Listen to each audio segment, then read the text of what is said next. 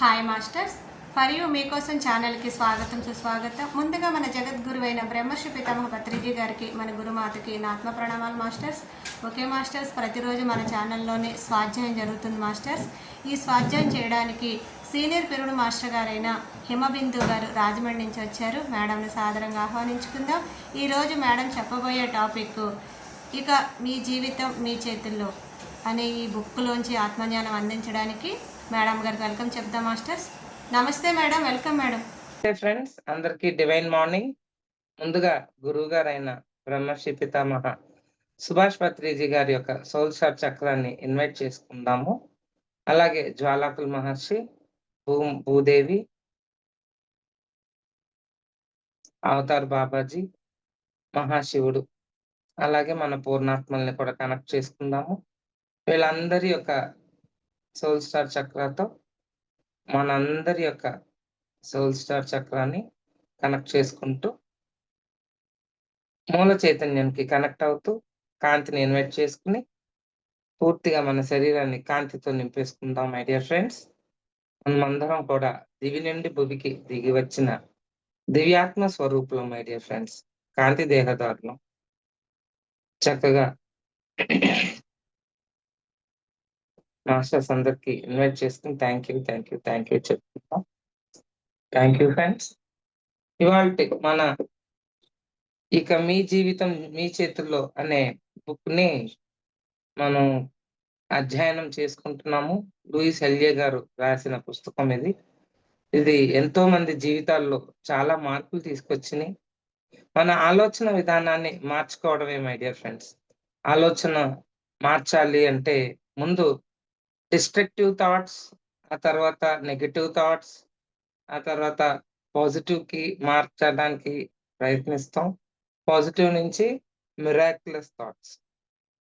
సాధన చేసినప్పుడు ఎప్పుడైతే ఆనాపానాసతి చేసి ధ్యానం చేసి ఆ విశ్వమయ ప్రాణశక్తిని మనలోకి తీసుకుంటామో ఆ సమయంలో మన శరీరంలో చాలా మార్పులు జరిగి ఆలోచన విధానాల్లో కూడా మార్పులు వస్తాయి మై డియర్ ఫ్రెండ్స్. అప్పుడు ఎటువంటి థాట్స్ ని చేయాలి, ఎట్లాగా మనం ఇతరులతో మాట్లాడాలి, అవన్నీ కూడా మనం అర్థం అవుతుంది లోపల. సో దానికి ఈ బుక్ చాలా ఉపయోగపడుతుంది. ఈ మాటలు కూడా ఆవిడిచ్చిన మనకి ఆ వర్డ్స్ అన్ని కూడా చాలా చాలా చాలా యూజ్ అవుతుంది. ఇవాళ చాలా ముఖ్యమైన ఒక క్రియ అంటే ఒక చిన్న మిర్రర్ వర్క్.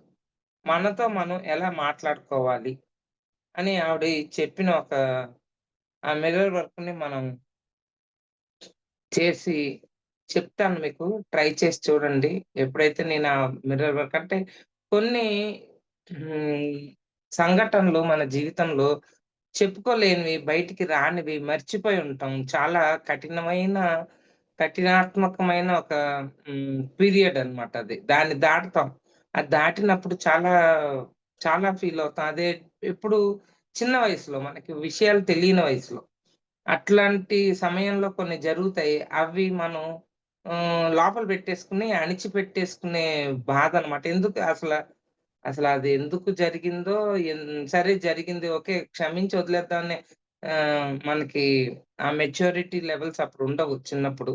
అట్లాగా కొన్ని సంఘటనలు మనకి మార్పుకి చాలా కారణమవుతాయి. అవి దాని నుండి బయటకొచ్చేసామంటే మనం చాలా సమస్యల్లో నుంచి బయటకొచ్చిన వాళ్ళం అవుతాం. సో అలాంటి ప్రాక్టీసెస్ మనకి కొన్ని చేస్తూ ఉండాలి. దాన్నే మనం మిర్రర్ వర్క్ అని చెప్తాం. అంటే అద్దంలో చూసుకొని నీతో నువ్వు నీ కళ్ళల్లో కళ్ళు పెట్టుకుని చూసి దాన్ని క్లియర్ చేసుకోవాలి నీ లోపల ఉన్న దాన్ని. అంటే ఇప్పుడు మనం అద్దం చూసుకుంటాం, సరిగ్గా తల దూకున్నామా, బొట్టు సరిగ్గా ఉందా, సరిగ్గా చీర కట్టుకున్నామా, అందంగా ఉన్నామా, ఈట్లికే గాని అసలు నువ్వెవరు, నీతో నువ్వెప్పుడైనా సంభాషించుకున్నావా? నిన్ను నువ్వు అబ్జర్వ్ చేసుకున్నావా? కొంతమంది ఉన్నారు. కొంతమంది చేసుకుంటున్నారు. కానీ అందరికి 90% తెలీదు ఎవరికీ ఇలా చేసుకోవచ్చు అని. సో ఈ లూయిస్ ఎలియా గారు దీంట్లో ఆ మిర్రర్ వర్క్ అనేదాన్ని మనకి చెప్తున్నారు. చక్కగా ఒక బుక్కు, పెన్ను పెట్టుకోండి ప్రేక్షకులారా. ఏమన్నా పాయింట్స్ ఉంటే చక్కగా రాసుకుంటారు. దానివల్ల మనకెంతో ఉపయోగం ఉంది. తర్వాత వారి చేతికొక చిన్న అద్దాన్నిచ్చి అందులో వారి కళ్ళల్లోకి వారిని చూసుకోమని చెబుతారు. దీన్ని మిర్రర్ వర్క్ అంటాం. తర్వాత వారి పేర్లు చెప్పుకుని, "నేను నిన్ను ప్రేమిస్తున్నాను. నేను నిన్నుగా అంగీకరిస్తున్నాను" అని చెప్పుకోమంటాను. ఈ వాక్యాలు చాలా చాలా ఇంపార్టెంట్ మై డియర్ ఫ్రెండ్స్. మళ్ళా కాస్త రాసుకోండి. ఎలా ఎలా అనుకోవాలి మిర్రర్‌లో అద్దంలో నిన్ను నువ్వు నీ కళ్ళల్లో నువ్వు కళ్ళు పెట్టుకొని, "నేను నిన్ను ప్రేమిస్తున్నాను. నేను నిన్నుగా అంగీకరిస్తున్నాను." ఇది చాలా మందికి కష్టం అనిపించేది. అది చెయ్యండి. అసలు మీరు ట్రై చేయండి. నేను కూడా చేశాను. కష్టం అనిపించిందంటే నీ లోపల ఉన్న ఇన్నర్ చైల్డ్ బయటకొచ్చింది నాకైతే. అంటే నా అనుభవం ఏంటంటే దాంట్లో ఎప్పుడైతే నేను చూడటం మొదలుపెట్టానో అద్దంలో చాలా ఎంత ఇదంటే నా లోపల గూడు అంటే నాకే తెలీదు ఆ వయసులో అలా జరిగిందా. బాగా 2 ఇయర్స్ అలాగప్పుడు మా మా పేరెంట్స్ సినిమాకెళ్తే ఏడ్చేసేదాన్నంట. సినిమా చూడనిచ్చేదాన్ని కాదు. ఎవరికైనా చిరాకుగా ఉంటది కదా! సినిమాకెళ్తే చిన్నపిల్లలు ఏడుస్తుంటే చూడనివ్వకపోతే. అప్పుడు మా నాన్నగారు ఏం చేశారు నాకు తొడపాసం పెట్టి నోరు నొక్కేసేవారు. అది అంటే నోరు నొక్కేయడం ఎందుకంటే సౌండ్ బయటకి రాకూడదు. తొడపాసం పెడితే నొప్పి కదా! ఏడవద్దని ఆళ్ళింకా ఏడిపిస్తున్నారన్న విషయం వాళ్ళకి తెలీదు. కాకపోతే ఆ సమయంలో వాళ్ళకలా అనిపిచ్చింది. అలా చేశారు. నాకు గుర్తులేదు. కానీ ట్రామా అనేది నాకు లోపల ఉండిపోయింది. ఆ నోరు నొక్కేయడం, ఆ ఏడుపు బయటికి రానివ్వకుండా. అది వాళ్ళ స్థితి ఆళ్ళది. అది కరెక్టే మనం ఆళ్ళని అనడానికి. నా నా పొజిషను నేను అది తట్టుకోలేక పెయిన్‌ని నేను గట్టిగా ఏ బాధపడి ఆహ్, ఆ తాలూకా పెయిన్ లోపల ఉండిపోయింది. ఎప్పుడైతే నేను ఈ మిర్రర్ వర్కు చేశానో అద్దంలో చూసుకొని, ఆ పెయిన్‌కి సంబంధించిన సంఘటన గుర్తుకొచ్చింది. అప్పటిదాకా నాకసలు తెలీదు అది జరిగిందంటూ. ఆ సంఘటన గుర్తుకొచ్చేసరికి పొద్దున్నుంచి సాయంకాలం దాకా ఏడుస్తూనే ఉన్నా. అంటే లోపలున్న సరికాని ఎనర్జీస్ అన్నీ బయటికొచ్చేసినియి. తన్నేసినియనమాట బయటికి. అప్పుడు చాలా ఓపెన్ నా ఇన్నర్ చైల్డ్ అనమాట. ఆ చిన్న ఈవిడ ఇందులో ఎక్సర్‌సైజ్ చెప్తది. ఎలా మాట్లాడాలి ఆ ఇన్నర్ చైల్డ్‌తో. ఎలాగా నీ లోపలున్న ఆ చిన్నతనంలో జరిగిన విషయాలని బయటికి ఓపెన్‌గా బయటికి నీకు గుర్తుకొచ్చినప్పుడు, నీకు చాలా బాధ అనిపించినప్పుడు దాన్ని ఎలాగా దాంతో కం కాన్వర్సేషన్ చేయాలి. కాన్వర్స్ చేయాలి.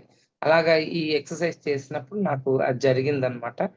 చాలా చాలా క్లియర్ అయ్యాను ఆ సంఘటన జరిగాక. ఇది చాలా మందికి కష్టం అనిపించేది. చాలా తక్కువ మంది దీనికి చక్కగా స్పందించి ఈ పనిని ఆనందించేవారు. కొంతమంది నో అని అరిచేవారు. కొంతమంది ఏడ్చేవారు. కొంతమంది కోప్పడేవారు. కొంతమంది వారి రూపాన్ని, గుణగణాల్ని తక్కువ చేసుకునేవారు. కొంతమంది ఈ పని చేయలేమనేవారు. ఒక వ్యక్తి అయితే అద్దాన్ని విసిరేసి పారిపోవాలని చూశాడు. అతడికి అద్దము ముందు నిల్చుని తన కళ్ళల్లోకి తాను చూసుకోవడానికి కొన్ని నెలలు పట్టింది. కొన్ని సంవత్సరాలుగా అద్దంలో కనిపించే నా మొహాన్ని నిందించుకోవడానికే నేను అద్దములో చూసేదాన్ని. గంటల కొద్దీ అద్దము ముందు నిలబడి ఊరికే నా కనుబొమ్మలపై వెంట్రుకల్ని పీక్కుంటూ ఇన్నాళ్ళు ఎలా గడిపానా అని తలుచుకుంటే ఇప్పుడు నాకే ఆశ్చర్యమేస్తుంది. అప్పుడు అద్దంలో నా కళ్ళల్లోకి కళ్ళు పెట్టి చూసుకోవడానికి నేను భయపడేదాన్ని. ఈ విధంగా అద్దంలో నన్ను చూసుకుంటూ, నేను నిన్ను ప్రేమిస్తున్నాను, నిన్ను నీవుగా అంగీకరిస్తున్నాను అని చెప్పుకోవడం నాకు చాలా బాగా అన్ పనిచేసింది. అరగంట కాలంలోనే నా సమస్యలకి కారణమైన, నాలో అంతర్గతంగా ఎన్నో ఏళ్లుగా పాతుకుపోయిన నా నమ్మకాలు, ఆలోచన విధానాలు, నా మాటలు, ఇతరుల మాటలు పైకి తేలాయి. ఇలా మన అంతరంగంలోకి చూసుకొనకుండా సమస్యలకు కారణాల్ని కేవలం బహిర్గతంగా వెతుక్కుంటూ పోతే ప్రతి చిన్న విషయాన్ని పట్టించుకుంటూ ఎంతసేపైనా గడపవచ్చు. అలా చేసినప్పుడు సమస్యకు సమాధానం దొరికిందని మనం తేల్చేలోపే ఇది ఇంకో దగ్గర మొలకెత్తి ఉంటుంది. అంటే లింకులనమాట. ఒకదానికి లింకులు జరుగుతూ ఉంటాయి. అలాంటివి ఎన్నో ఎంతోమంది జీవితాల్లో ఎంతోమందికి అలాగా జరిగి ఉంటుంది. దాన్ని మనం ఆ ట్రామా నుంచి బయటికి రావాలి. లోపల ఏం జరిగిందో, మన సమస్యల్ని బయట వెతుకుతున్నాం. సమస్యలకి పరిష్కారం. బయటెక్కడ ఉండదు మై డియర్ ఫ్రెండ్స్. నేను కూడా ఫస్ట్‌లో అర్థం గాక నేనెక్కడో సరి చేసుకోవాలి. బయట సరి చేసుకోవాలనుకునేదాన్ని. బయట కాదు. నా ఇన్నర్‌లో సరి చేసుకోవాలి. నా ఆలోచనలో సరి చేసుకోవాలి. ఎంత తెలిసినా, ఎంత ప్రాక్టీస్ చేసినా మళ్ళా ఎక్కడో పప్పులో కాలేస్తూనే ఉంటాం. అయినా సరే practice makes man perfect. So, మనం ప్రాక్టీస్.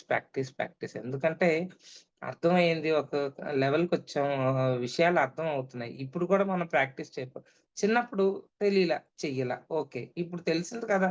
తెలిసాక మనం ఆ ప్రాక్టీస్ చేస్తే ఆ ట్రామాలోంచి బయటకొచ్చేది మనమే. మనమే మంచిని ఫీల్ అవుతాం. Will be very good and safe. నిజానికి మీరనుకునేది అసలు సమస్య కాదు. మీరనుకునేది అసలు సమస్య కాదు. ఒక ఆమె తన రూపురేఖల్ని ఎక్కువగా పట్టించుకునేది. మరి ముఖ్యంగా ఆమె పలువరుసని ఆమె ఎంతోమంది పంటి డాక్టర్‌లను కలిసింది. వారంతా కలిసి ఆమె పళ్ళను మరింత అధ్వాన్నంగా చేశారు. అలాగే ఆమె తన ముక్కును కూడా నాశనం చేసుకుంది. ప్రతి డాక్టర్ ఆమె అంతర్గత నమ్మకమైన నేను అందంగా లేను అనే నమ్మకాన్ని బహిర్ప్రపంచంలో సరిగ్గా సంభవింపజేశారు. నిజానికి ఆమె అసలు సమస్య ఆమె రూపురేఖలు కావు. ఆమెలో ఏదో లోపం ఉందని ఆమె అంతర్గతంగా భావించడం. ఇంకొకామె చాలా అసహ్యంగా గురక పెట్టేది. చుట్టూ ఉన్నవాళ్ళు చాలా అసహనంగా భావించేవారు. ఆమె ఒక చర్చికి అధిపతి అయ్యేందుకు ఒక కోర్స్ చేస్తుండేది. బయటికి ఆమె చాలా పవిత్రంగా, ఆధ్యాత్మికంగా కనిపించేది. కానీ ఆమె అంతరంగంలో మాత్రం ఆమె పదవికి ఎవరైనా పోటీ వస్తారేమో నన్న కోపంతో, అసూయతో రగిలిపోతుండేది. రగిలిపోవడమే. ఆమె అంతర్గతపు ఆలోచన విధానాలే ఆమెనలా అసహ్యంకరంగా ఉరకపెట్టేటట్లు చేశాయి. దీన్ని కప్పిపుచ్చుకోవడానికి బయటికి ఆమె ఎంత ప్రేమపూరితంగా నటించినా, ఆమె లోపల చాలా బాధపడుతుండేది. ఆమెను ఎవ్వరూ భయపెట్టలేదు ఆమె తప్ప. ఒక అబ్బాయికి 15 సంవత్సరాలు. అతడు హెడ్జ్‌కిన్స్ అనే వ్యాధితో అంటే హడ్జ్‌కిన్స్ అనే డిసీజ్ వ్యాధితో బాధపడుతుండేవాడు. అతని తల్లి ఆ అబ్బాయిని నా దగ్గరికి తీసుకువచ్చింది. ఇక అతడు 3 నెలలే బ్రతుకుతాడని డాక్టర్లు చెప్పారట. వాళ్ళమ్మ అతడిని ఎలా బ్రతికించుకోవాలో తెలియక చాలా భయపడిపోతుంది. కానీ ఆ అబ్బాయి చాలా చలాకీగా, తెలివిగా ఉన్నాడు. చాలా భయపడిపోతుంది. తెలివిగా ఉన్నాడు. అతడికి చావాలని లేదు. బ్రతకడానికతడు ఏమి చేయడానికైనా సిద్ధంగా ఉన్నాడు. తన ఆలోచన విధానాలను, మాటల తీరును మార్చుకోవడానికి తయారయ్యాడు. తన తల్లిదండ్రులు విడిపోయారు. ఇంకా వాదులాడుకుంటున్నారు. అతడు ఇంకా జీవితంలో స్థిరపడలేదు. ఇది అతడి పరిస్థితి.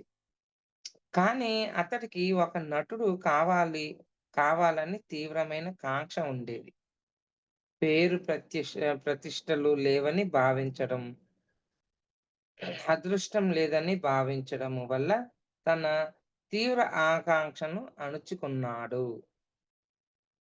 అతడికి బాగా పేరుంటేనే తప్ప అతన్ని నటించడానికి ఒప్పుకోలేరని అనుకున్నాడు. నేను అతడికి తనను తాను మంచిగా భావించడము, తనని తాను ప్రేమించుకోవడము నేర్పించాను. అతడు చాలా చక్కగా వీటన్నిటిని పాటించాడు. ఇప్పుడతను టీవీ ప్రోగ్రామ్స్‌లో తరచుగా కనిపిస్తుంటాడు. అతడు తనను తాను అంగీకరించుకోవడము వలన, తనలాగే తానుండడము వలన అవకాశాలు అతడి ముంగిట చేరాయి. అధిక బరువుని తగ్గించుకోవడానికి మనమెన్నో పరిష్కారాల్ని వెతికి, వెతికి మన శక్తినంతా వ్యర్థము చేసుకుంటాం. ఎన్నో ఆహార విధానాలను పాటిస్తాము. ఇక్కడ అధిక బరువు కాదు అసలు సమస్య. కొంతమంది తమ లావుతో పోరాడి, పోరాడి ఇంకా లావవుతారు. తత్ఫలితంగా అధిక బరువు వలన వారు ఎదుర్కొనే సమస్యలకు ఇంకా ఎక్కువగా తమను తాము నిందించుకుంటూ ఉంటారు. ఈ బహిర్గతమైన అధిక బరువు అనేది వారి అంతరంగంలోని ఒకానొక ఆలోచనా విధానం వల్ల ఉత్పన్నమైనదే. ఈ సమస్య భయం మరి రక్షణ అవసరమనే ఆలోచన విధానాల వల్ల తలెత్తుతుంది. మరి మనం ఎప్పుడైతే భయపడతామో, లేక అభద్రతతో ఉంటామో, లేక బాగాలేమని అనుకుంటామో, అప్పుడు మనల్ని మనం రక్షించుకోవడానికి ఇంకా అధికంగా బరువవుతాము.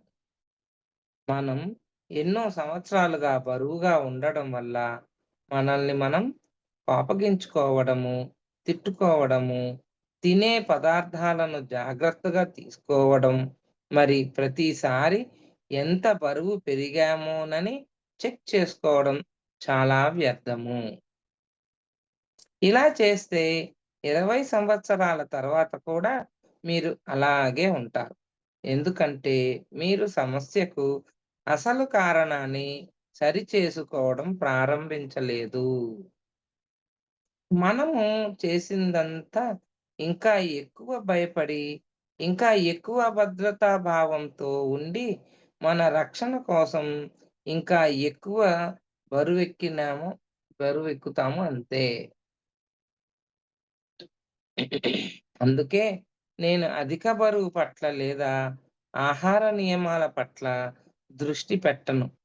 ఇక్కడ ఆహార నియమాలు పనిచేయవు. ఒకే ఒక నియమం పనిచేస్తుంది. అది నెగెటివ్‌గా ఆలోచించకపోవడమనే నియమము. ఎవరన్నా నన్ను అధిక బరువు సమస్యతో సంప్రదిస్తే, ముందు ఈ అధిక బరువు విషయాన్ని ప్రక్కన పెట్టండని చెప్పి, వారికి మనల్ని మనం ప్రేమించుకోవాలని, మనల్ని మనం అంగీకరించుకోవాలని, మన పట్ల మనం మంచిగా భావించాలని వివరిస్తాను. అలా చెప్పినప్పుడు లావుగా ఉన్నందుకు, చూసేందుకు అసహ్యంగా ఉన్నందుకు వారిని వారు ప్రేమించుకోలేదని బదులిస్తారు. అప్పుడు మీరు లావుగా ఉండడానికి కారణం మీరు మిమ్మల్ని ప్రేమించుకోకపోవడమేనని నేను వివరిస్తాను. మనల్ని మనం ప్రేమించుకుని, మన పట్ల మనం మంచిగా భావించుకుంటే ఆశ్చర్యకరంగా మన శరీరాలు లావు తగ్గిపోయి ఎలా సహజమవుతాయో అన్నది చాలా అద్భుతమైన విషయం. మనల్ని మనం మార్చుకోవడము చాలా సులభమని చెప్తే కొన్నిసార్లు మీ మీ కొన్నిసార్లు వినేవారికి చాలా కోపమొస్తుంది. వారి సమస్య నాకర్థం కాలేదని కూడా వారు భావిస్తారు. ఒకామె అయితే చాలా నిరుత్సాహంతో, "నేను మీ దగ్గరకు వచ్చింది నా డిగ్రీని ఎలా పూర్తి చేసుకోవాలోనని మీరిచ్చే సలహా కోసమే గానీ, నన్ను నేను ప్రేమించుకోవడం ఎలాగో తెలుసుకోవడానికి కాదు." ఇది అని చెప్పేది. ఆమె ఒక డిగ్రీ పట్టా కోసం ఒక థీసిస్ రాస్తోంది. ఆమె పట్ల ఆమెకు ఎంత ద్వేష భావన ఉందో నాకు స్పష్టంగా తెలుస్తోంది. ఆ భావనే ఆమె జీవితంలో అన్ని దిశలా వ్యాపించి, ఆమె థీసిస్‌ను పూర్తి చేసుకోకుండా అడ్డుకుంటోంది. ఆమె అయోగ్యురాలని ఆమె భావించేంత వరకు ఆమె ఎలా విజయం సాధించగలదు చెప్పండి? కదా ఫ్రెండ్స్! మనం కూడా మన మీద ఇష్టం, భావాలు మన మీద ఎలా ఉంటాయి మనకి, ఒక్కొక్కసారి ఇష్టపడతాం, ఒక్కొక్కసారి ద్వేషిస్తూ, కోపగించుకుంటూ, మనల్ని మనం తిట్టుకుంటూ, నేనెప్పుడు ఇంతే, ఎప్పటికి మారతాను, ఎన్ని జన్మలెత్తుతాను అన్న ఫీలింగ్ ఉత్తినే తెలియకపోయినా మనల్ని మనం తిట్టుకుంటూ ఉంటాం. అలా తిట్టుకోవద్దు. ఎప్పుడు మనల్ని మనం స్వీకరించాలి. ఎలాగుంటే అలా స్వీకరించడం చాలా శ్రేయస్కరం. ఈ పాయింటు నాకు తెలిసాక నేను చాలా ప్రాక్టీస్ చేశాను. ఇంకా ఏమి మనలో ఉన్నాయో అవన్నీ పోగొట్టుకోవాలి ఈ ప్రాక్టీస్‌లో. ఎక్కువ ప్రాక్టీస్ చేస్తే ఇది కూడా తగ్గేదేమో నాకు అదేలెండి. ఉంటాయిగా మనకి ఇంకా వేరే వేరేవన్నీ యాక్టివ్స్ యాక్టివిటీస్ దాంట్లోకి మునిగిపోయాం గానీ, అసలు దీని మీదే దృష్టి పెట్టి కేంద్రీకరించి చేసుంటే, మనకు కూడా రిజల్ట్ బాగా నాకు కూడా వచ్చునేమో. ఆమె నా మాటలు పెడచెవిన పెట్టింది. ఏడ్చింది. తర్వాత సంవత్సరానికి ఉన్నదానికి రోడ్డు ఇంక్ తోడు ఇంకొన్ని సమస్యల్ని నెత్తినేసుకొని వచ్చింది. కొంతమంది మారేందుకు సిద్ధంగా ఉండరు. అలాగని వారిలో తప్పులెంచాల్సిన అవసరం లేదు. జీవితంలో మార్పులు సంభవించడము సరైన సమయంలో, సరైన ప్రదేశంలో, సరియైన క్రమంలో జరుగుతుంది. నా జీవితంలో మార్పులు సంభవించడము ప్రారంభమైనది. నాకు 40 సంవత్సరాలు వయసున్నప్పుడు. సో, లూయిస్ ఎలియా గారికి 40 సంవత్సరాల వయసున్నప్పుడు ఆవిడ ఇలాంటి ప్రాక్టీస్‌లు మొదలుపెట్టిందంట. అసలు సమస్య ఎటువంటి అపాయం తలపెట్టలేని ఆ చిన్ని అద్దములో వారిని వారు చూసుకుని నిరుత్సాహపడ్డాక, నాకు సమస్య అర్థమైందన్నట్లుగా ఓ చిరునవ్వుతో నేనిలా అంటాను. మంచిది. ఇప్పుడు మీరు అసలు సమస్యని చూస్తున్నారు. ఇప్పుడు మన దారికి నిజంగా అడ్డమొచ్చే విషయాల్ని బయటకు గెంటేయొచ్చు. తర్వాత మనల్ని మనం ప్రేమించుకోవడం అనే విషయం విషయంపై ఎక్కువగా మాట్లాడతాను. మనల్ని మనం ఎప్పుడు గాని, దేనికి గాని నిందించుకోకూడదు. సో, మెయిన్ పాయింట్ మనల్ని మనం ఎప్పుడు కూడా దేనికి కూడా నిందించుకోకూడదు మై డియర్ ఫ్రెండ్స్. మనల్ని మనం ప్రేమించుకోవడము దేనితోనో దీనితోనే మొదలవుతుంది. ప్రేమించుకోవడం ముందు దాంతోనే మొదలవుతుంది. తర్వాత ఎప్పుడై ఎప్పుడు మమ్మల్ని మీరు ఒప్పుకోకుండా నిందించుకుంటుంటారు అని ప్రశ్నిస్తాను. సమాధానం చెప్పేటప్పుడు వారి స్పందనలను గమనిస్తాను. హ్మ్. కొన్నిసార్లు అంతేగా మనం కూడా అంతే కొన్నిసార్లు మనల్ని మనం ఒప్పుకోం. ఇంతకుముందు చేసినన్ని సార్లు కాదు అంటారట. సరే, నన్ను నేను ఒప్పుకుంటే మార్పు ఎలా వస్తుందంటారు? అందరూ అంతే కదా! అంటారట. కొంతమంది ఆన్సర్స్ ఏమో అందరూ అంతే కదా! కొంతమంది ఓకే. నన్ను నేను ఒప్పుకుంటాను. ఇప్పుడు ఏమవుతది? ఏంటి రిజల్ట్ ఏంటి? అని అడుగుతారట. పై విధంగా సమాధానాలిస్తారు. తరువాత మనం ఇక్కడ మాట్లాడుతున్నది అందరి గురించి కాదు. మనం మాట్లాడేది నీ గురించి. నువ్వెందుకు నిన్ని నువ్వు ఒప్పుకోవు? చూస్తారా? నీవెందుకు నిన్ని నువ్వు ఒప్పుకోవు? అలాగే నన్ను నేను ఒప్పుకునేదాన్ని కాదు. ఒకప్పుడు నాకు ఫోటో తీసుకోవడం ఇష్టం ఉండేది కాదు. నేను నలుగురిలో కనిపించాలనేది ఇష్టం ఉండేది కాదు. దానికి కారణాలు చాలా ఉండేవి. అవన్నీ కూడా ఒక పేపర్ మీద రాసి నేను ఎక్సర్సైజ్ చేశాను ఫ్రెండ్స్. చాలా వాటి నుంచి నేను బయటకొచ్చాను. ఓకే. తర్వాత మనం ఇక్కడ మాట్లాడుతున్నది అందరి గురించి కాదు. నీ గురించి అని ప్రశ్నిస్తాను. అలా అడుగుతూ వారిచ్చే సమాధానాలకు ఒక లిస్ట్‌గా వ్రాస్తాను. ఇప్పుడు వారు చెప్పేవి ఇంతకుముందు వారు ఖచ్చితంగా చేసి తీరాల్సిన లిస్టుతో పోల్చుతాను. చాలా వరకు 2 ఒకటిగా ఉంటాయి. వారు చాలా పొడవని, చాలా పొట్టి అని, చాలా లావు అని, చాలా బక్క అని, వారికి చాలా నత్తి అని, వారికి చాలా వయసైపోయిందని, మరి వయసులో చిన్న అని, అందంగా ఉండరని, చాలా అందంగా ఉండేవారే ఇలా చెప్తారట మళ్ళా. లేదా వారు పనులు చాలా ఆలస్యంగా పూర్తి చేస్తారని, అన్నిటికీ చాలా ఆతృత పడతారని, చాలా సోమరులని, ఇంకా ఎన్నెన్నో చెప్తారు. వీరు ఇక్కడ ఓ విషయం గమనించాలి. అన్ని సమస్యలతోనూ చాలా అన్నదే సమస్యగా ఉంది. చాలా. అంటే ఎక్కువ సమస్య అన్నమాట. నేను అందంగా లేను. నేను లావుగా ఉన్నాను. నేను నల్లగా ఉన్నాను. అయ్యో! నాకు జుట్టు అంతా ఊడిపోద్ది. జుట్టే లేకపోతే ఎలా అయిపోతాను. రకరకాలు మన ఆలోచన విధానాలు. అంటే మన చుట్టుపక్కలోళ్ళందరిని చూసి మనమే అనేసుకుంటూ ఉంటాం. నేను అలా ఉండాలి, ఇలా ఉండాలని. నువ్వెలా ఉండాలి? నువ్వు ఎలాగైనా ఉండు. నిన్ను నువ్వు స్వీకరించు. అది ఈవిడ జెప్పేది. చాలా అన్నదే సమస్యగా ఉంది. ఇలా వారి అంతఃకరణాలను నవ్వుతూ పోతే, వారు వారి అంతరంగంలో నేను బాగాలేను అనే అసంతృప్తితో ఉన్నారన్న విషయం అర్థమవుతుంది. హమ్మయ్య! చివరికి మనం సమస్యలన్నిటికీ కారణభూతమైన కేంద్ర బిందువుని చేరుకున్నాము. వారిని వారే ఎందుకు ఒప్పుకోరు అంటే, నేను బాగాలేను అన్న ఫీలింగ్ వాళ్ళకుంది గాబట్టి. అందుకనే ఆళ్ళని ఒప్పుకోలేరనమాట. నేను బాగా లేను అని వారి అంతరంగంలో తీవ్ర అసంతృప్తి దాగి ఉంది. కాబట్టి ఈ విషయమే వారికి చెబితే వారినంతగా అన్ని వేళలా ఏళ్లుగా వేధించిన సమస్యలకు కారణం ఇంత త్వరగా తేలినందుకు చాలా ఆశ్చర్యపోతారు.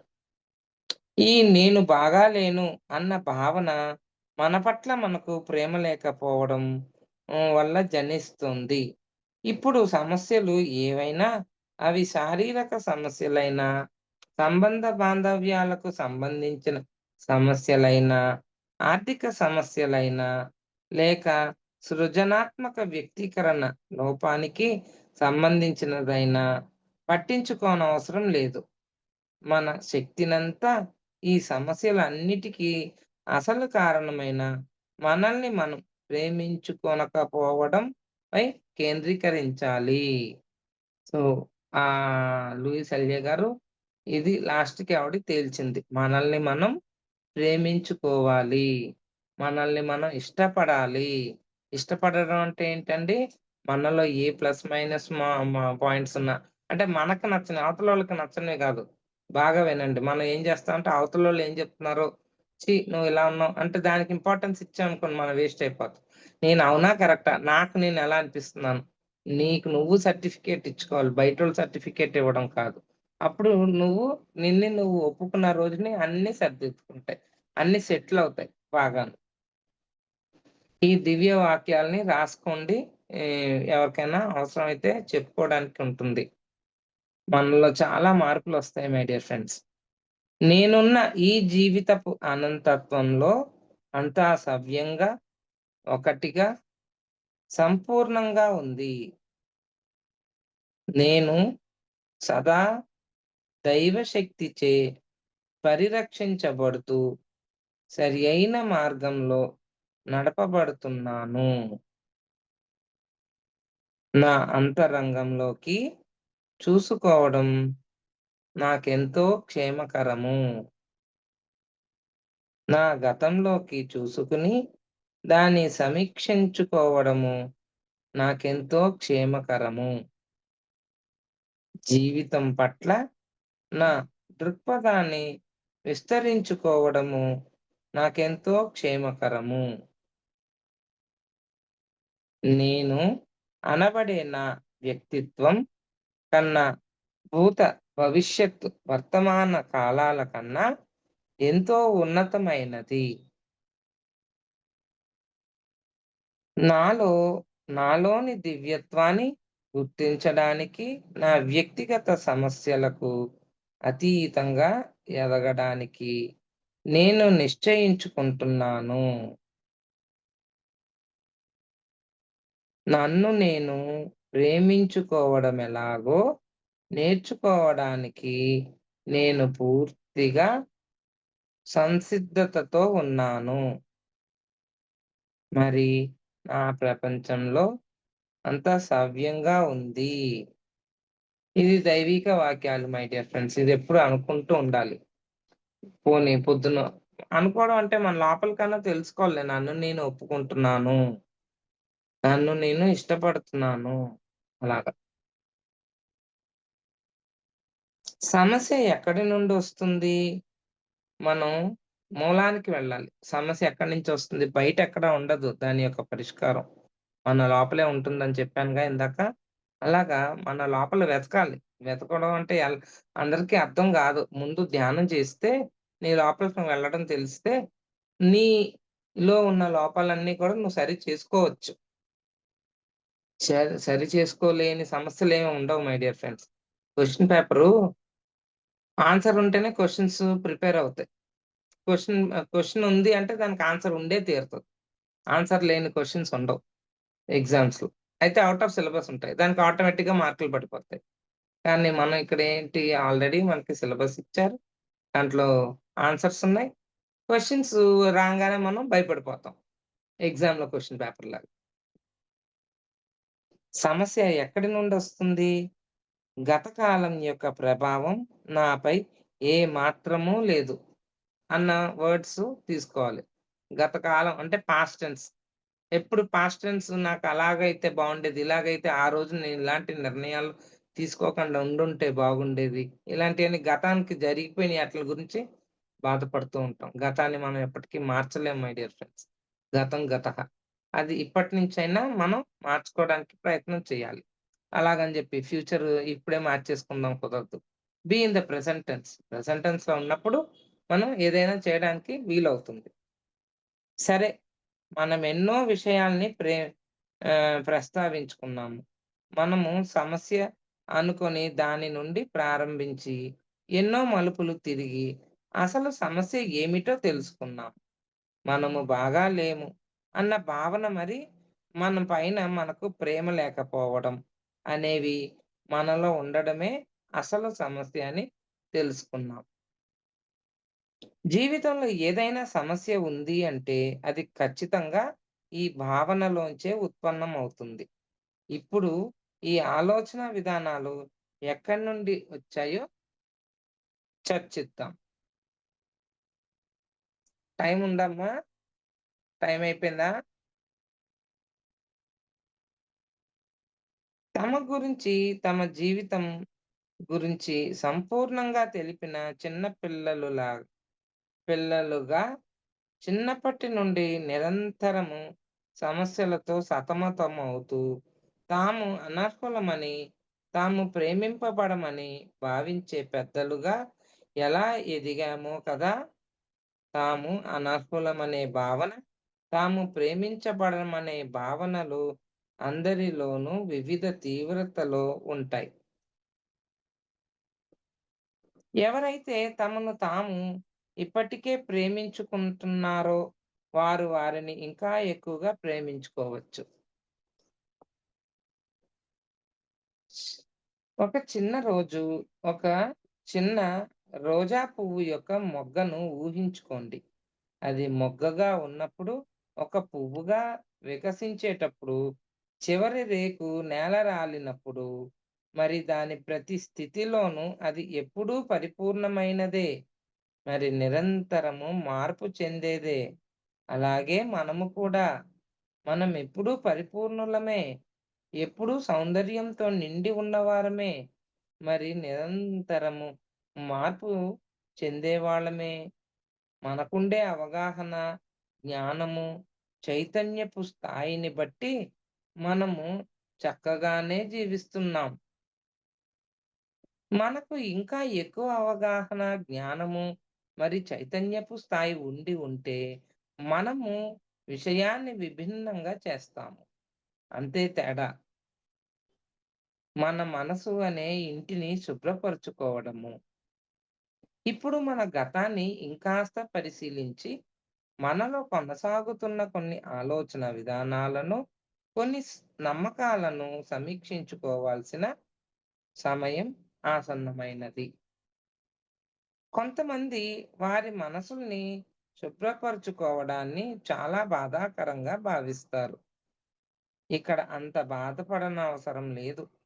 ముందు మన మనసుల్లో ఏముందో చూసుకోవాలి.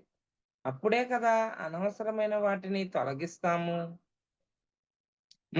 మీరొక గదిని పూర్తిగా శుభ్రపరచాలనుకుంటే, ఆ గదిలో అన్ని వస్తువులని జాగ్రత్తగా పరిశీలిస్తారు కదా!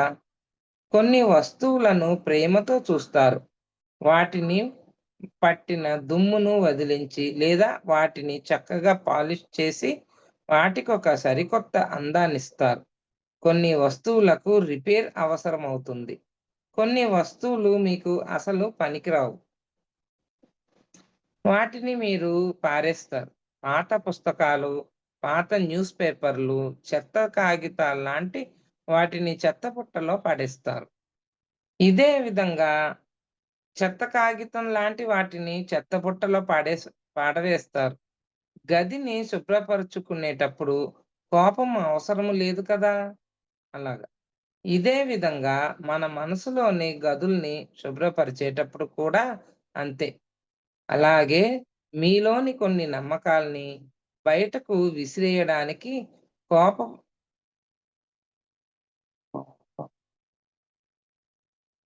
కోపం అవసరం లేదు. అన్నము తినేశాక మిగిలిన మెతుకుల్ని పారవేసినంత సులభంగా వాటిని వదిలేయండి. ఈ రోజు వంట చేయడానికి నిన్న తిరిగి పారవేసిన కూరగాయల కోసం చెత్తబుట్టలో తవ్వరు కదా!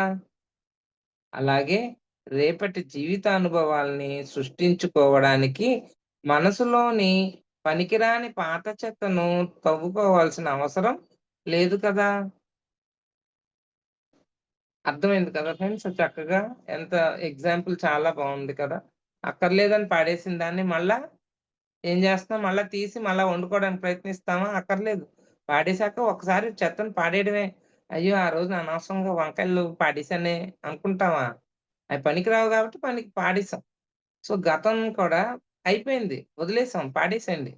దాన్ని మళ్ళా తెచ్చుకొని మళ్ళా వండుకోం. అలాగే ఇది కూడా మన ఆలోచన విధానాల్ని మనం గమనించుకుంటూ ఉండాలి. పాడేశాక మళ్ళా అయి అవసరమా? ఉండదింక. మీలోని కొన్ని ఆలోచనలు, నమ్మకాలు మీకే మాత్రం పనికి రాకపోతే వాటిని మీలోంచి వెళ్ళిపోనివ్వండి. ఒకసారి నమ్మితే ఇంకెప్పటికీ అదే నమ్మకాలతో ఊగులాడాలని ఎక్కడా వ్రాసి పెట్టలేదు. అవునా ఫ్రెండ్స్? ఎప్పుడు అదే ఇంక కరెక్ట్ అనుకుని, అదే జరగాలి జీవితంలో అనేది ఏమి ఉండదు. మనం దాన్ని పట్టుకొని వేలాడుతున్నాం అంతే కానీ. అది వదిలేసామనుకోండి కొత్త ఆలోచన వేరే వస్తది. అది అర్థం చేసుకోవాలి మనం బాగా.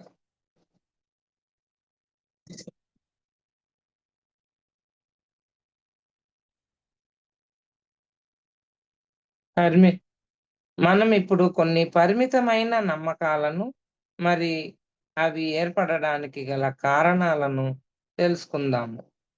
కొన్ని పరిమితులైన నమ్మకాలు ఎటువంటి నమ్మకాలు మనలో పరిమితంగా ఉన్నాయి.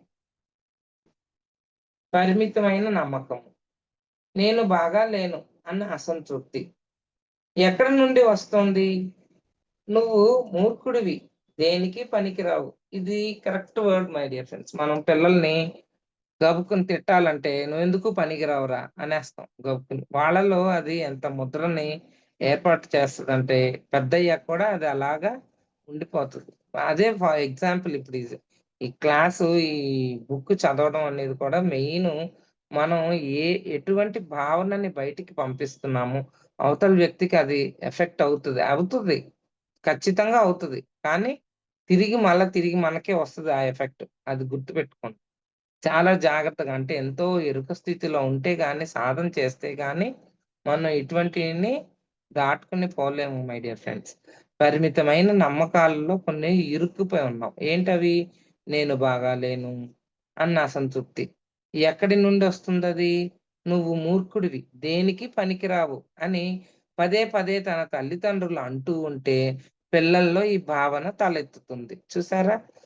చిన్నప్పుడు మన తల్లిదండ్రులకి మనం విసిగించేస్తూ ఉంటాం. పిల్లలుగా ఉన్నప్పుడు విసిగిస్తారు గదా! బాగాను. మా పిల్లలంతే.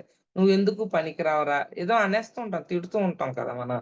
అలాంటి భావనలు వాళ్ళ మీద మనమే పంపించాం. తాను విజయం సాధించాలని అది చూసి తన తండ్రి గర్వపడాలని ఒక అబ్బాయి చెబుతుండేవాడు. కానీ అతడు వరుసగా పరాజయాలు పాలవడంతో అతడు అపరాధ భావంతో కృంగిపోయేవాడు. మరి క్రోధంతో ఊగిపోయేవాడు. అతడికి విజయం సాధించడమే ఒక చిక్కుముడిగా మారిపోయింది. వాళ్ళ నాన్న అతడికి ఒక ఫైనాన్సింగ్ బిజినెస్ అప్పజెప్పాడు. కానీ వరుసగా అతడు ఓడిపోతున్నాడు. అతడి ఓటమి అలాగే కొనసాగి వాళ్ళ నాన్న ఆ నష్టాల్ని పూడ్చుకునేందుకు చాలా డబ్బు ఖర్చు పెట్టాల్సి వచ్చింది. వాళ్ళ నాన్న కూడా చాలా నష్టపోయాడు. పరిమితమైన నమ్మకము తనపై తనకు ప్రేమ లేకపోవడం. పరిమితమైన నమ్మకము తనకు ప్రేమ లేకపోవడం అంట.